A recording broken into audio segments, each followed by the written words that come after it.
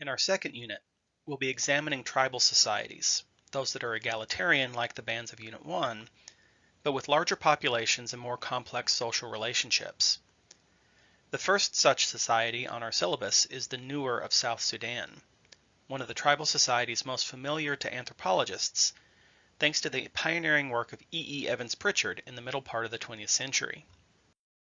Evans Pritchard was a British anthropologist who conducted extensive fieldwork in British colonial Africa in the 1930s and 40s. His careful and detailed work helped to set the standard for later ethnographies. We'll encounter him again when we look at the Azande in the next unit.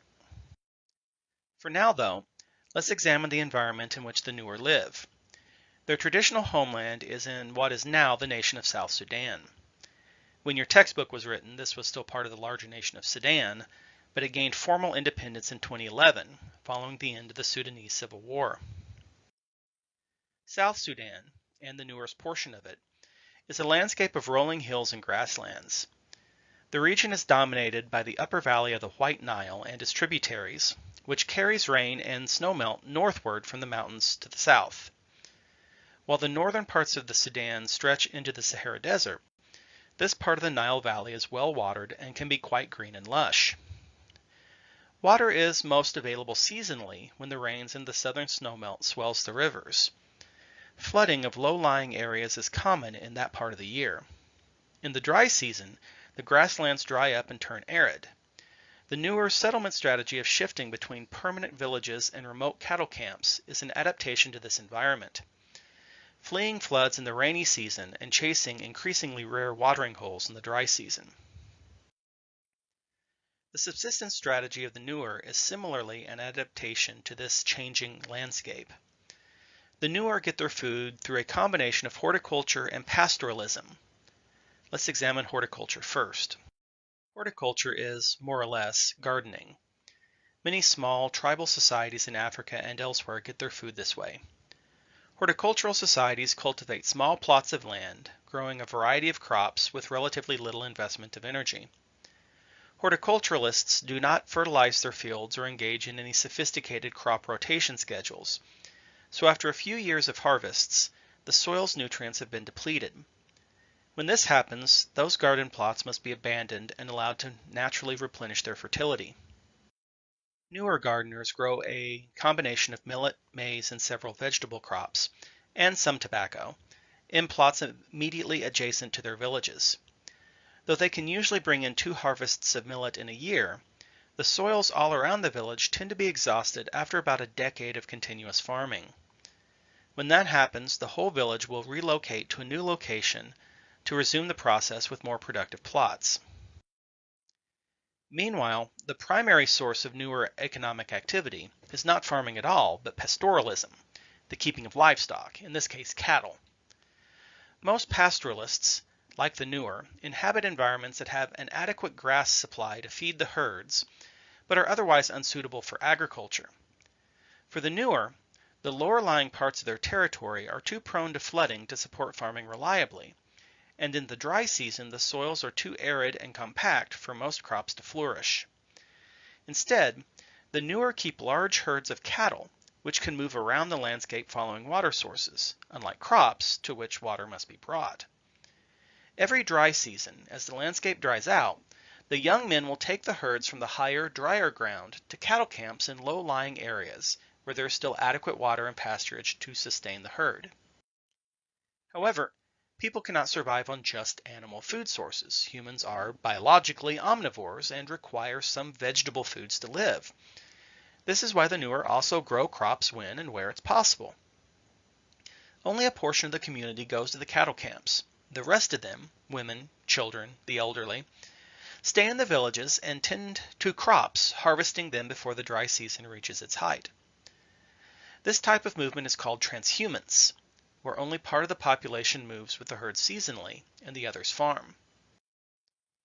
Herding forms the economic and social core of Nuer society.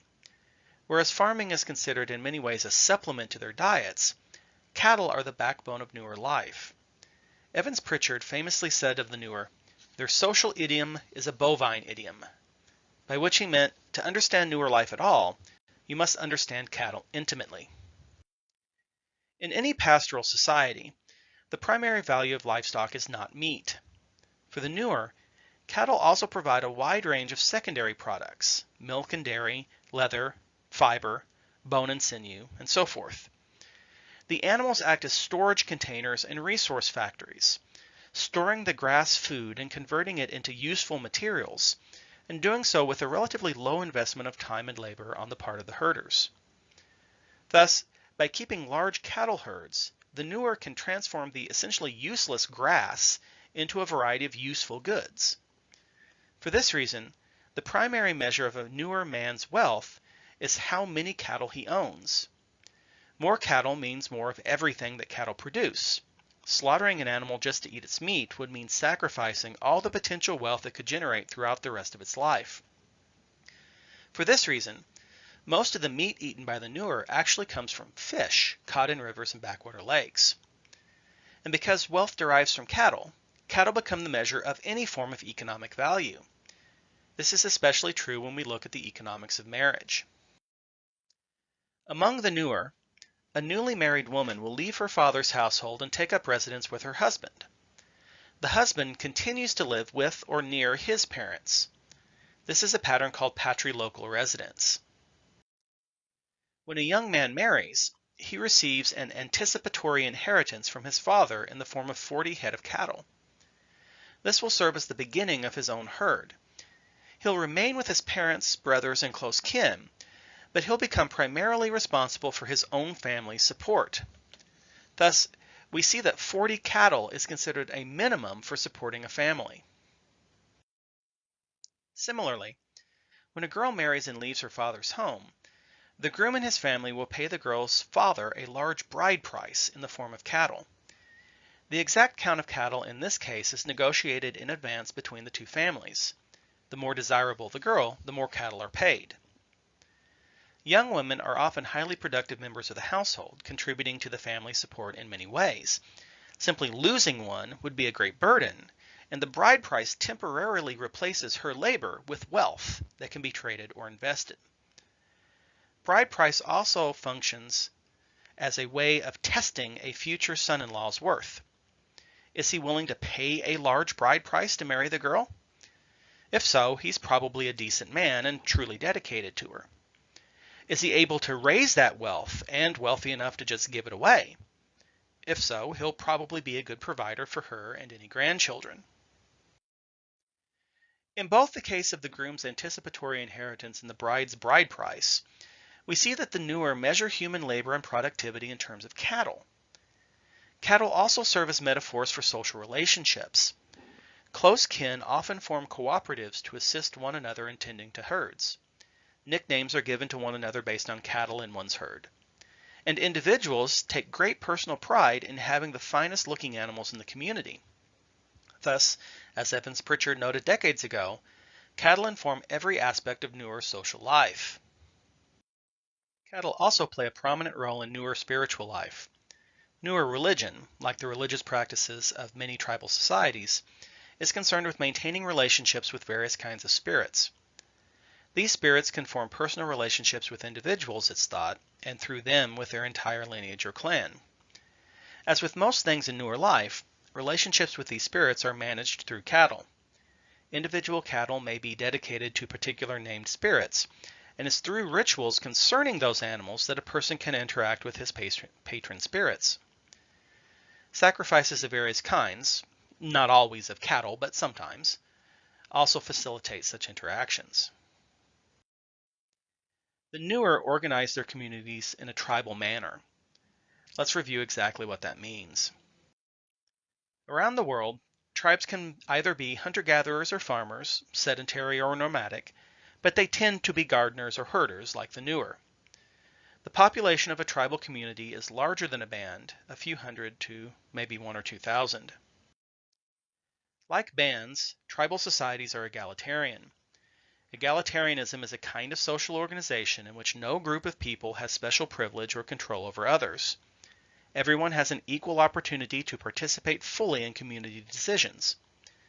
No one is excluded, but some people obviously have more influence and sway than others. Insofar as there are any leaders, they're usually the fathers or elders of the community. They can negotiate with other members of the band, but they can't enforce their own decisions. As in bands, tribal politics are based on consensus. Tribal societies differ from bands, however, in their size. Newer communities can reach populations of several hundred, much more than the local bands found among the Zhuktwasi or the Tiwi. Keeping these larger communities functioning smoothly with an egalitarian, consensus-based political structure is much more difficult. The Nuer accomplished that goal through their sophisticated social organization, which Evans Pritchard called a segmentary lineage organization. A segmentary lineage organization segments its society into a series of larger and smaller lineages, and aligns groups politically according to their closer or more distant genealogical connections. In effect, it's a way to substitute genealogy for politics. First, we should note that Nuer society is patrilineal. Children of both genders belong to their father's family line. The mother's family is acknowledged as consanguineal, or blood-related, kin, but children are not members of her family and typically don't spend much time with those people. The smallest functional unit of Nuer society is called a minimal lineage by anthropologists. This consists of everyone descended from a common great-grandfather according to the patrilineal rule. Not every genealogical descendant belongs, therefore. The children of daughters are excluded because they belong to their own father's minimal lineage. Everyone in the minimal lineage shares a common great-grandfather. These minimal lineages are grouped together into minor lineages when those great-grandfathers shared a common ancestor of their own. Minor lineages are grouped into major lineages, all sharing an even more distant ancestor, and so on until, in theory, all Nuer are related to one another at some distant level. This segmented system of linked lineages serves a political purpose because it allows anyone at any time to know right away how closely related he is to anyone else. Consider two men, A and B. For A to know how closely related he is to B, he only needs to identify the smallest segment to which they both belong. If it's a small group, like a minimal lineage, then they are very closely related. If it's a large one, like a clan, then they are distantly related. And when comparing his relationship to B with his relationship to C, A knows right away who the closer relative is. Now suppose a dispute arises between B and C. Say, by an unforeseeable accident, C kills one of B's cattle. B demands compensation, but C refuses because it was an accident. With whom does A side? There are three possibilities here. 1. A is more closely related to B, in which case A sides with B. 2. A is more closely related to C, in which case he sides with C. Or 3. A is equally close or distant to both B and C, in which case he remains neutral in the dispute. In this way, disputes between close relatives remain small because most people in the village will be equally distant from both disputants. The dispute stays within the minimal or minor lineage and does not escalate. But disputes between members of different clans or villages will very quickly draw in most or all of the community, providing a strong united front against outside interests. When whole villages face off against one another, the risks of violence are so great that everyone is willing to step back and let cooler heads prevail. Thus, a segmentary lineage organization means potentially big conflicts are solved through negotiation, and smaller conflicts never become big problems in the first place.